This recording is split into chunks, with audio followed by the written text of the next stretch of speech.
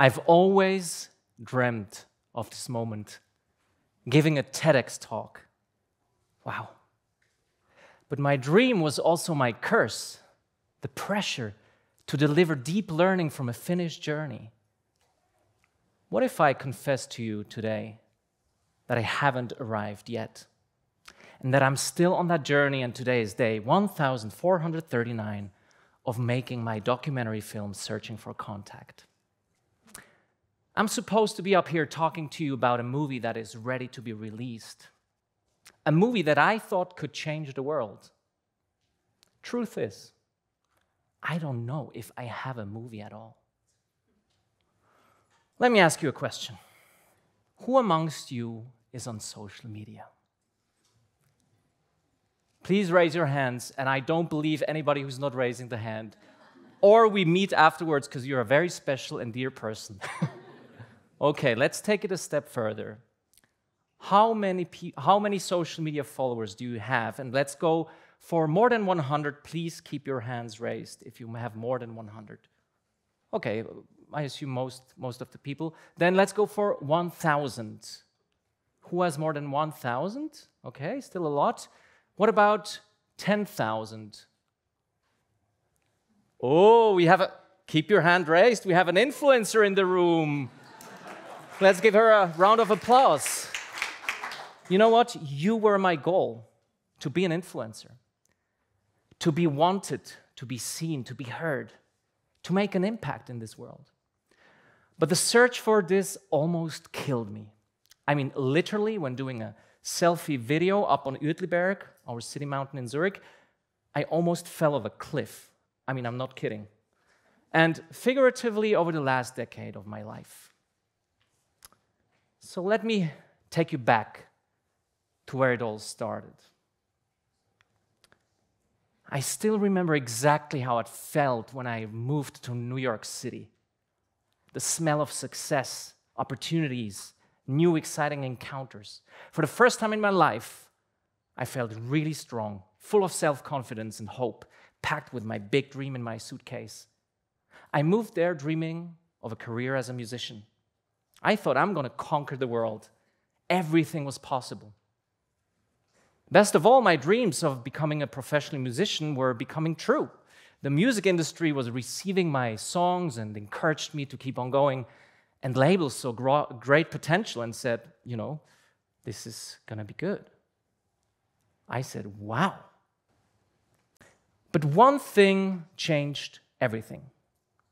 One question they keep asking. How many social media followers do you have, Rob? And if you get 100,000 followers behind you, any management company, any label, any producer will sign you up on the spot. Well, okay. Guess what? I had 0 followers. And the journey began to build my online following.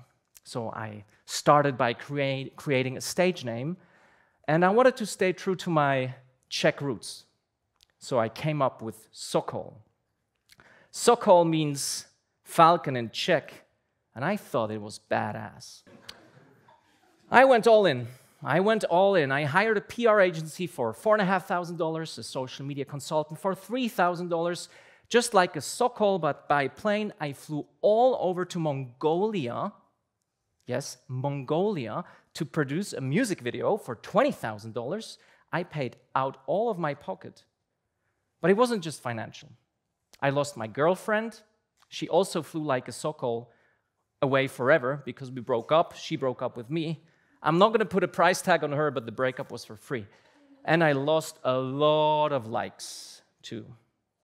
Well, you know, with all these efforts, heartbreaks, and money spent, it created the following result.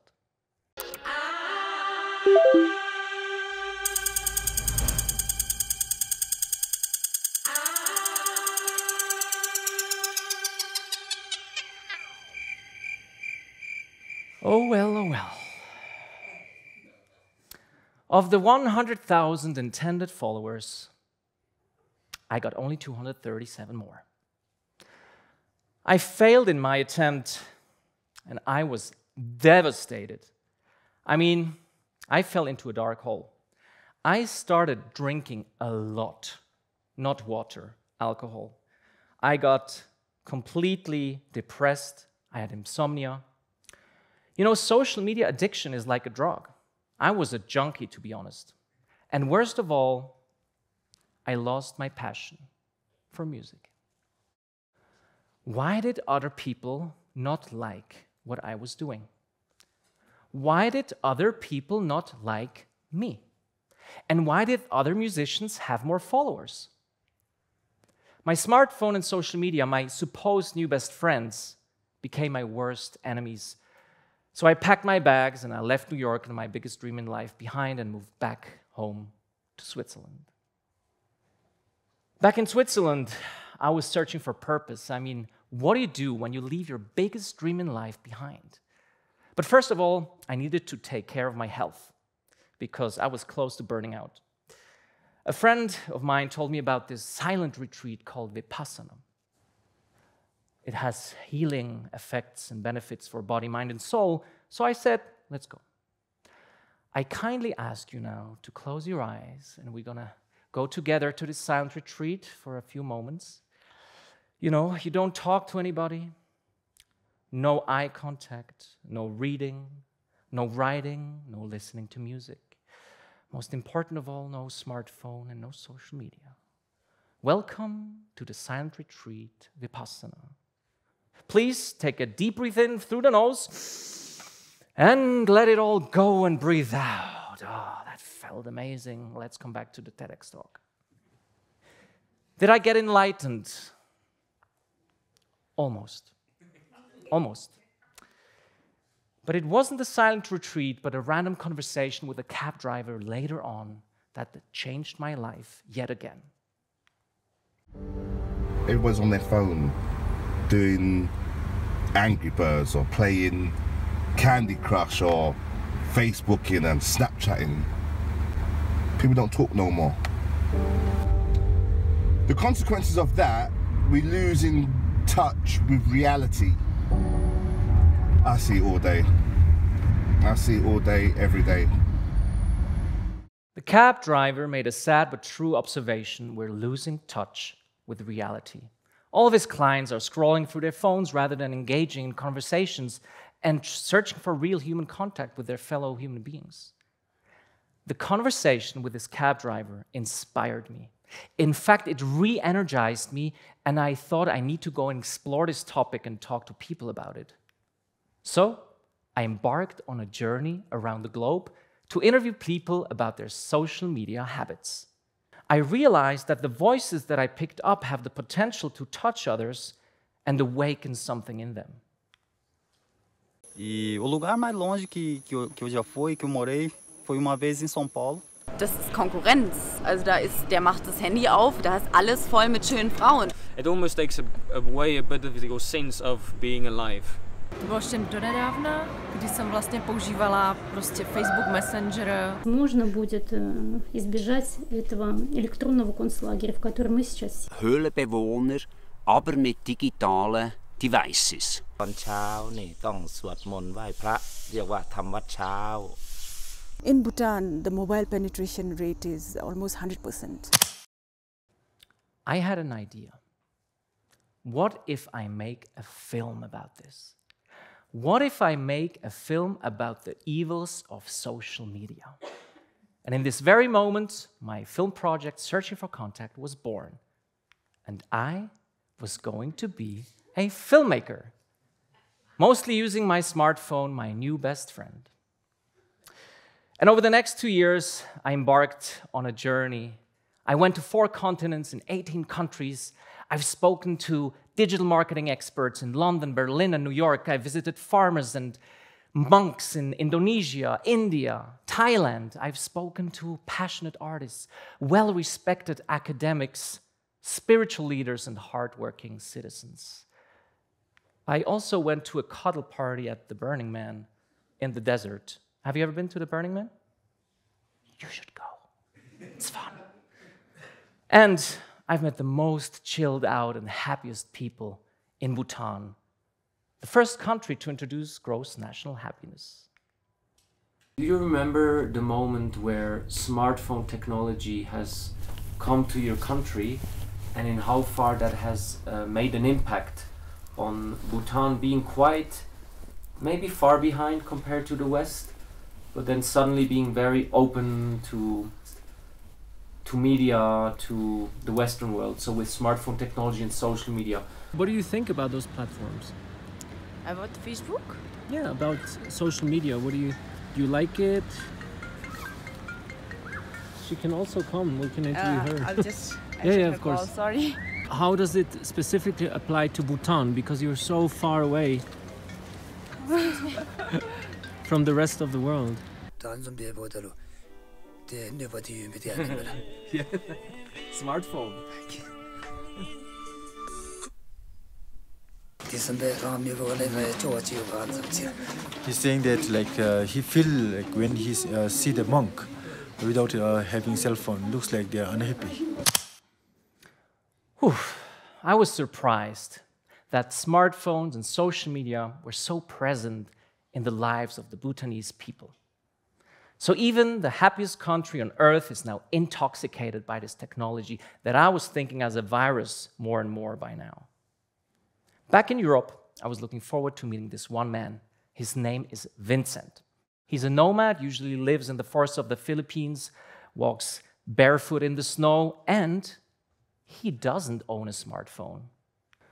When I met him in France during the winter time, he was walking barefoot in the snow. I had my Swiss boots. We shared some philosophies on a disconnected life. But when he assured me that he uses social media to connect with people, I got confused. I mean, yes, of course, you can use social media on a computer and not your smartphone. That's not the point. The point was that Vincent, for me, was the embodiment of somebody who's connected to nature and human connection. The more I started to talk to people about this, the more I realized that social media was not the bad guy, but that something inside me personally was wrong. Social media was nothing else but a mirror I was holding up against myself, a reflection of my need for success and recognition. In this age of interconnected technologies and media, people like me feel the pressure to be loved by the whole world. We're obsessed with it. I was obsessed with it. So who am I? Oh, that's a big question. Who am I in this world that is driven by how we present ourselves online constantly? How we brand ourselves, how we reach an audience, how we get attention, not just as artists, but as people in general, in almost any kind of industry nowadays. My fear for myself and for the world is that we're now living in a society that curates even the ugliest moments so we can pretend to be people that we want other people to see. I've curated vulnerable moments. This is me meditating under a waterfall in Bernese Oberland in Switzerland. I mean, trying to heal, but in fact I was hurting myself. My ass hurt sitting on those pointy rocks. I'm not kidding you, but I didn't do this for myself. This is a Facebook post, very well staged. I did it for the others. Well, when I completed final interviews for my film, I was ready to contact some film producers and editors. Eventually, I had all these interviews, but I needed to make this a world success with the help of a producer. Every single producer said, "There is no film, Robert."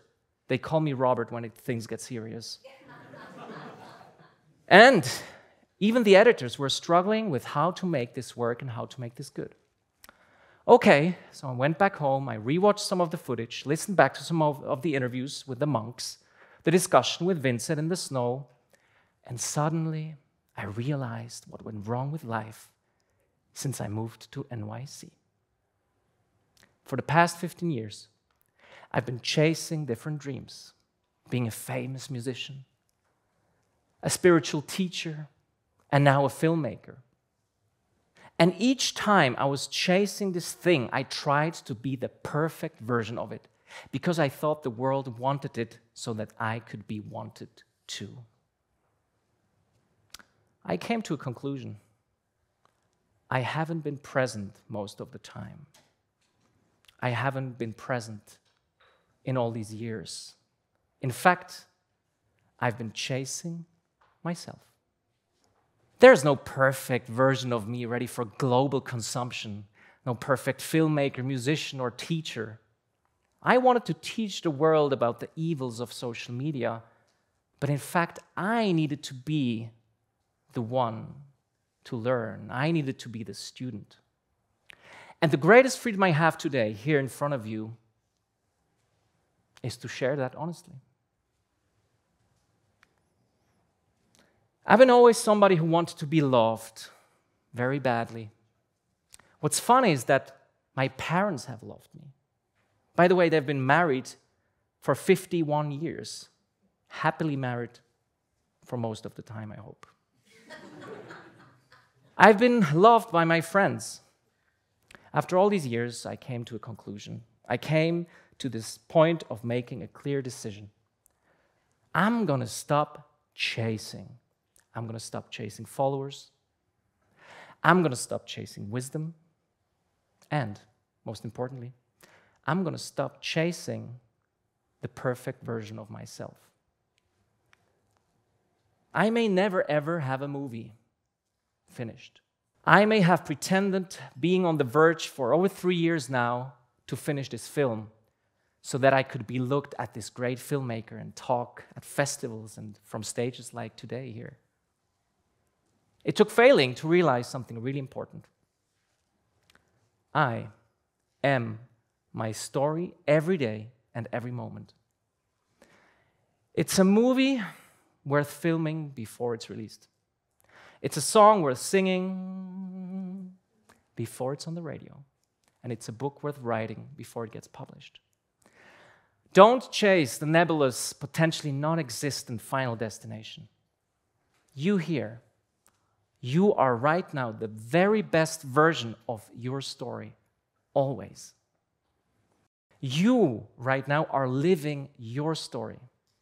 You are here, you are now, and you have arrived. And so have I. Thank you.